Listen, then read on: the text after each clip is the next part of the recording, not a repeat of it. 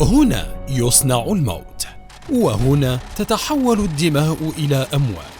هؤلاء يهللون للحروب ويدعمونها ويوقدون نارها، بل وربما إذا بحثنا نجدهم هم من يشعلونها. صناعة لا دين لها ولا هوية ولا جنسية. كلما تطورت اعلم أن الضحايا حول العالم سيزدادون، وكلما كبرت معها رقعة الحروب.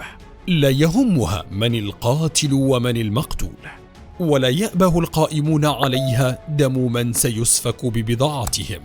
وطبعا إذا بحثنا عن متسيديها وجدناهم أمريكيين وإسرائيليين. كيف تغذي شركات الأسلحة الحروب؟ وكيف استغلت إسرائيل حرب غزة للتسويق لمنتجاتها من الأسلحة؟ لنتابع معا في هذا الفيديو قصة شركات الأسلحة واستغلالها للحروب، خاصة حرب غزة الحالية. صناعة الموت. مع اندلاع الحرب في فلسطين وكل حرب تندلع هنا وهناك، عادة يزداد الحديث عن أساس هذه الحروب المندلعة والوقود الذي من دونه لا يمكن أن تقوم حرب. فكيف لقصف أن يكون بلا صاروخ أو طائرة؟ وكيف لاجتياح أن يتم دون دبابة أو رشاش أو مدفع؟ الأسلحة التي كانت من قبل مجرد سيف ورمح باتت اليوم أنواعا لا يمكن حصرها، من الخفيفة التي يمكن السيطرة على آثارها إلى الثقيلة التي قد تدمر بلادا كاملا بكبسة زر. أما إذا ما بحثنا عن البداية فنجدها في الصين، حيث تم إنتاج البارود لأول مرة في العالم، وذلك بالقرن التاسع الميلادي. وبعد البارود ظهرت رماح الحرائق الصينية التي تعد أول مدافع على مستوى العالم. ثم ظهرت المدافع في إيطاليا حوالي عام 1320. بحلول القرن السادس عشر شهدت الأسلحة تطورا كبيرا وباتت أكثر دموية وفتكا، خاصة في أوروبا. وحلت البنادق تدريجيا محل أسلحة الحراسة القديمة، لكن ببطء. ويقول بروفيسور كاثال نولان المؤرخ العسكري في جامعة بوسطن: البنادق أوقفت الأرستقراطيين وأجبرتهم على النزول عن ظهور جيادهم. هكذا باتت تتطور الأسلحة بشكل سريع، وبحسب نولان حتى وصل العالم إلى استخدام الأسلحة الذرية، أي الأسلحة التي تستطيع محو أثر جيوش وبلدان بكاملها. منذ هذه اللحظة أصبحت الحروب تركز على الأسلحة وتكتيكات مدافع وبنادق البارود. وهنا ظهرت تجارة الأسلحة، ونشأت شركات كبيرة عالمية لبيع وشراء الأسلحة حول العالم. وتصدرت أمريكا وإسرائيل هذه التجارة عالميا، وباتت الحروب فرصة استثمارية يجب اقتناصها. تحويل الدماء إلى أموال. أصحاب الأسهم في شركات الأسلحة هم من الحكومات والجيوش الغربية. القادة المتقاعدون من الحروب يبدأون فيها مستوى جديدا من اللعب بالدماء، يدعمون من خلاله الجيوش بألعاب قتل جديدة ثم أجدد، ضمن سوق كاملة تجد فيها عجائب قتالية قد لا تخطر ببال أحد. مع كل سلاح جديد يعلن هؤلاء عن سلعة ستغير قوانين المعركة، كما يتم تحديث الألعاب القتالية تماما. هكذا يتم تحديث أدوات الحروب على الأرض. مع كل حرب تشتعل تزداد أرباح هذه الشركات وفوائدها، تماما كأنها تحول الدماء إلى مال. فمثلا يقول الخبراء إنه في حرب غزة الحالية ارتفعت أرباح شركات الأسلحة بشكل كبير.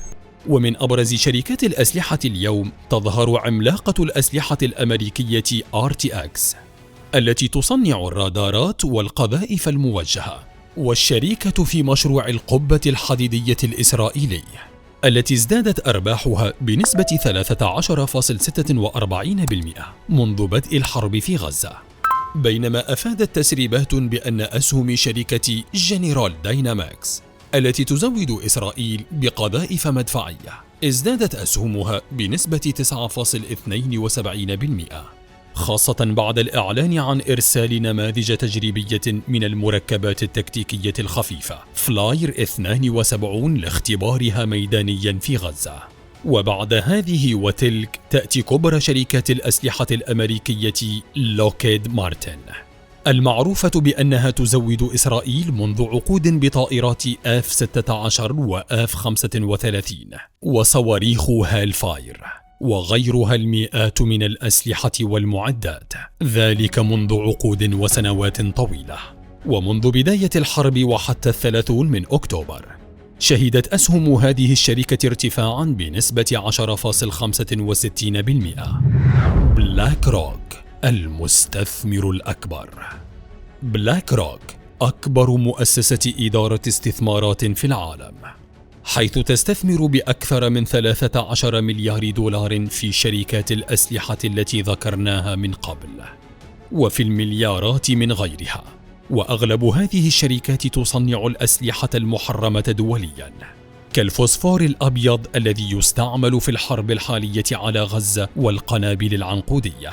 وفي حين تراجع الاقتصاد الإسرائيلي من كافة نواحيه في هذه الحرب، وشهدت إسرائيل تدهوراً على كافة الأصعدة، إلا أن هذا التدهور لم يمس أبداً شركات الأسلحة، بل على العكس، فهذه الصناعة في إسرائيل مزدهرة على الدوام، وتسجل إيرادات ذات ارتفاعات سنوية غير مسبوقة، إذ بلغت أرباحها منذ عقود التصدير عام 2022 12.5 مليار دولار. ومنذ الحرب الأوكرانية يقر مسؤولون عن هذه الشركات بأن أرباح شركاتهم ارتفعت بنسبة 50%، من إسرائيل إلى أمريكا فالصين وروسيا وغيرها. تختلف الأماكن والدول، إلا أن الهدف والأساس واحد: كلما كثرت المجازر الدموية تزداد الأرباح والمليارات. وبينما تنخفض كل البورصات في الحروب، فإن بورصة الأسلحة ترتفع بل وتقفز، خاصة بورصة واشنطن وتل أبيب. بل وتتحول الحروب إلى ساحة تجارب مجانية للبضائع الجديدة. فمثلا في حرب غزة الحالية أعلنت شركة إلبيت لصناعة الأسلحة أن الجيش الإسرائيلي استخدم لأول مرة قذيفة اللدغة الحديدية، وهي قذيفة ذكية من عيار 120 ملم، واعتبر هذا الاستخدام كمادة دعائية للقنبلة على مرأى مسمع العالم أجمع. وليس هذه القنبلة فقط، بل تجد أنواعا أخرى كثيرة. فقد رأينا كيف غزت وسائل الإعلام فجأة أخبارا عن دخول الدبابات الإسرائيلية الجديدة باراك إلى الميدان، والتي تعد الجيل الجديد من دبابات الميركافا. وفي مشاهد تسويقية يسمح لصحفيين محددين الركوب في هذه الدبابات وعرض ميزاتها وإضافاتها، وكأنهم يسوقون للعبة فيديو.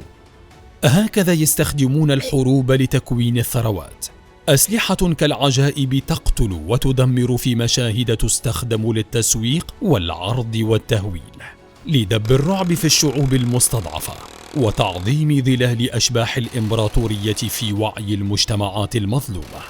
كل ذلك لمراكمة الأرباح الهائلة من الحروب وسفك الدماء. نعم، إنها صناعة الموت بامتياز.